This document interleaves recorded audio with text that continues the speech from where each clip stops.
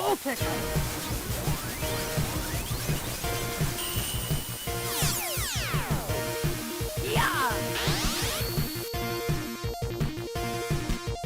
Pulseman is one of those games that I heard about, but never really got the time to really look into. The game only got a physical release in Japan, however, it was available for American audiences through the SEGA channel, an admittedly revolutionary online gaming service for the Genesis. The game was developed by Game Freak. Yeah, Game Freak, the creators of, that's right, Tembo the Badass Elephant. With such a big name behind Pulseman, you'd say the game would be much more known. But alas, Pulseman remains unfairly shoved under the radar. Hello everyone, it's EnderElectrics here. When I'm not making YouTube videos or looking at funny cat images, and this one's kinda thick, I like to record footage for random Genesis games that I bought a legal copy of, but never really got the time to check out. Thus, the inspiration to create this video was born. It's also because I'm insanely bored all the time, it never stops. Unfortunately, all the text is in Japanese, so you won't get an in-depth story here. I did use a fan translation ROMhack for this video, but that's besides the point. From what I've gathered, a scientist called Yoshiyama made one of the most advanced AIs ever created in human history. Just a fucking anime girl. The outcome is Pulseman, a dude with electric powers who can travel between reality and the digital world. However, Yoshiyama turns into the evil Doc Wariyama after living in the digital world for so long, showing us what pussy does to a motherfucker. So Pulseman goes off to defeat his daddy, who's now the leader of the Galaxy Gang, and save the day. That's basically all the story is in this game. It's pretty simple, but I couldn't ask for anything more from a 16-bit plot, so let's move straight to the game itself. This game is best described as a combo between the Sonic games and the Mega Man games. The game is fairly quickly paced, but also has the run and gun gameplay you expect from a game called Pulseman. Now, it's easy to assume that Pulseman took inspiration from the classic Sonic trilogy, but funny enough, this is actually not the case. However, they did try to copy the physics engine of Sonic 2 EXE, where Till starts off slowly walking and then after 2 seconds shoots off at 1,000,000 miles an hour.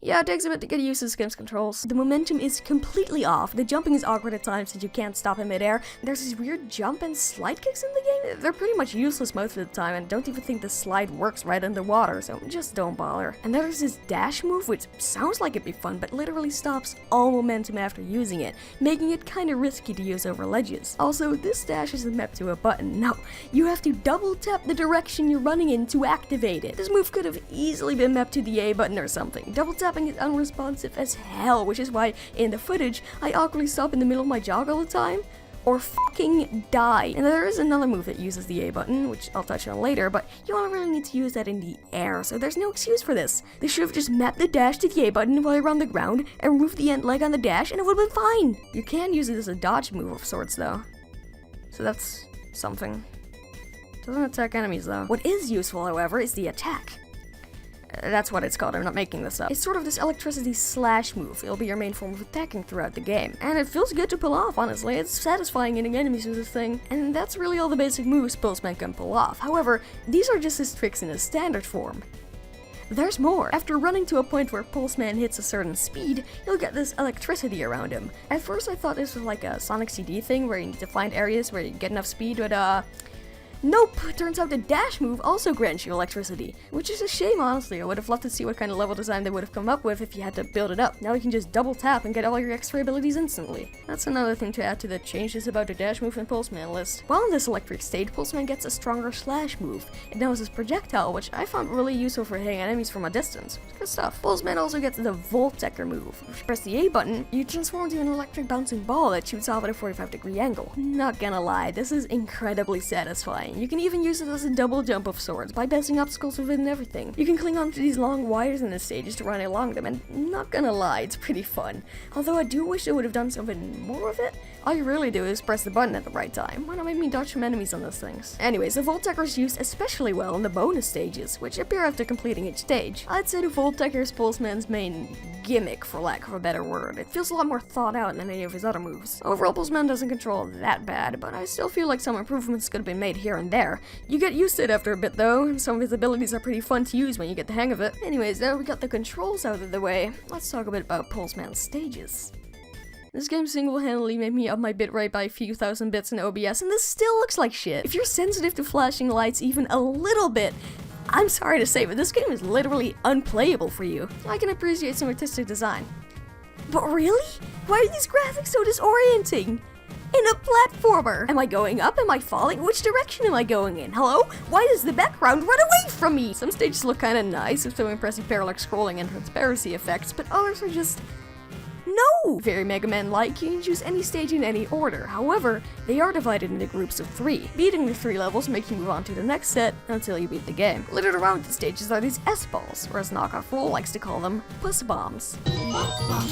Her words, not mine. After collecting 10 S-balls, you get an extra life, which I figured out when I was about halfway through the game. You've also got your standard energy repairs and 1-ups all around the stages, and that's really all the collectibles you can find. However, there is one particular item that I think is really clever: the Voltec energy. At least I think that's what it's called. The whole fucking game is in Japanese and the text just says Volt, so I have to copy and paste every letter from the manual into Google Translate. Anyways, this item grants you infinite electricity, so you can just spam the hell out of the Voltecker button and fly through the stages. It's a ton of fun and definitely my favorite power-up in the game, just barely out-leveling the 1-up in the Pulseman power-up tier list. All the stages have some interesting gimmicks to them that make use of Pulseman's abilities. For instance, these green orbs that grab Pulseman. You gotta time your button press right so you shoot off where you want to go. And the water here actually puts out any electricity you've built up, which means that Voltecking through these water levels is out of the question.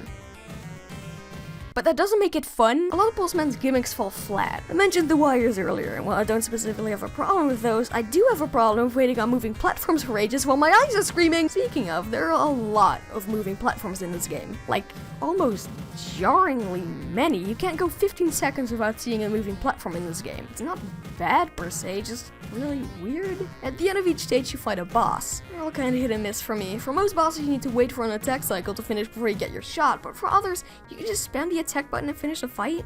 So, the bosses are kinda tough though, although this one probably should have been saved for the first level. Just saying. Even though the levels are incredibly headache-inducing, they scream 90s. Actually, this entire game screams 90s. From the upbeat techno music to the cool-looking character designs to the migraines and the crunchy voice clips, this game is a 90s machine. Actually, let's talk a bit about that music. Pulseman's tracks are all upbeat and catchy, I think? Some tracks are a little weird, sure. Some of the instruments clash against each other every once in a while and don't know what this track is. It's giving me nightmares. What the f is that bass? Is that a flute? Why is it so ugly sounding? But overall, not a bad OST selection. Maybe not playlist material, but still pretty good. Some of the stage themes even give me some Pokemon vibes. Take a listen.